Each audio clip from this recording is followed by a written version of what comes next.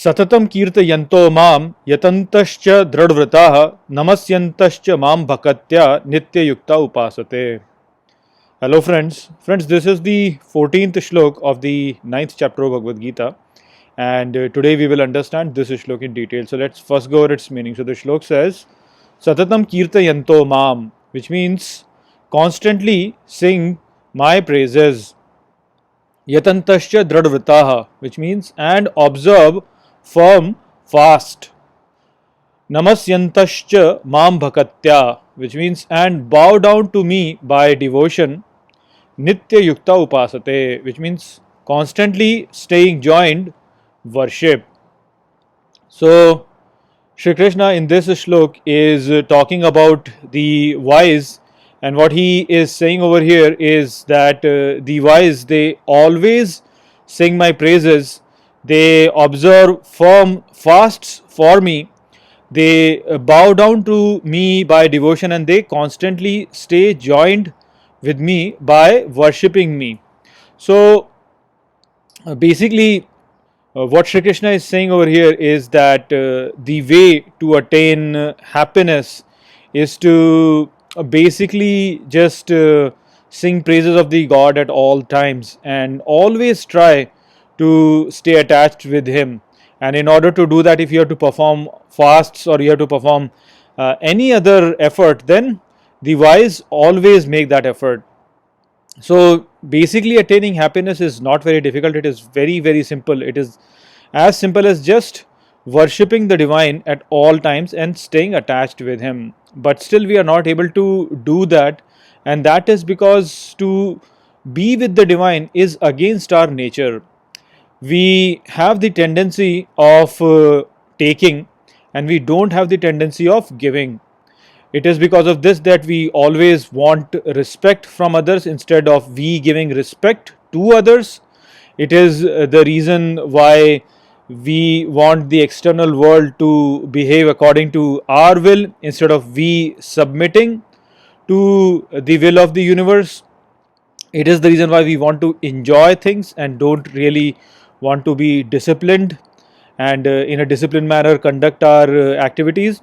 So all of this is happening because we have this tendency of taking and not the tendency of giving. And this tendency of taking and not giving is because we do not have the strong belief or strong faith in the divine.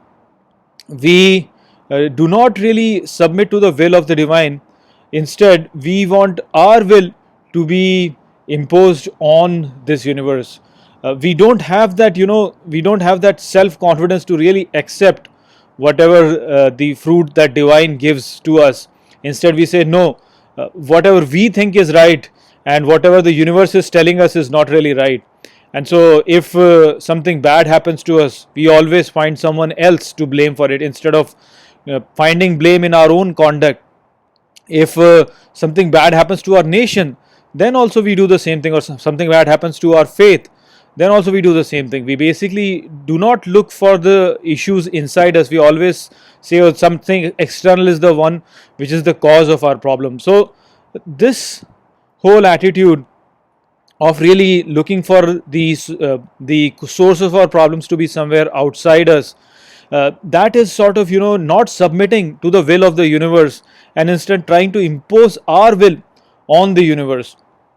So what we all have to do is to basically overcome this tendency of ours to take from the universe and not give to the universe. We have to change this tendency of ours to impose our will to submitting to the will of the universe. So if you were to do that, if you were to focus more on giving rather than taking, then we will see that more and more will come to us. It will start to come to us as we make more progress. So basically you have to look at it from the point of view of the previous statement that Shri Krishna has mentioned, wherein he says that in your life you should conduct in a manner which is such that you are using me as your ideal, and you yourselves think the Supreme, does he really take anything from us? Everything belongs to him. He does not really need to take anything. from anybody. He only gives. So if he only gives, then we have to learn from him, and we also have to conduct in a manner where we give, give. Now understand that this doesn't mean that you stop doing business and things like that. Whenever you're performing a business, in that business, always keep in mind that the value that you're giving is more than the value that you're taking. So if you're offering a product, your product should give more value to your customer rather than less value to the customer instead of what you're taking from it. So always you have to keep that in mind. Your focus should be on giving rather than taking. And as your focus shifts from taking to giving, you will start to see that you will be always self-satisfied. And when you're self-satisfied, then of course you are joined with the divine. So all your actions that you're performing, you should always perform your actions with that sense of giving, and this giving is the giving to the divine. So whatever you have, all your property, all your money, all your relationships, and your own self itself, you have to offer all of this to the divine. And when you will offer this to the divine, then of course you will be in a lot of profit, because everything actually belongs to him. So you are basically just offering whatever is his back to him. So just give and give to the divine and become his servant. If you were to do that, then you will always remain joined with the divine. And when you'll remain joined with the divine, then of course you will always be happy. So that is what Shri Krishna mentioned in this shlok. I hope that I have explained this shlok well to you. With that, I'll close this video. I will see you all in the next video. Take care.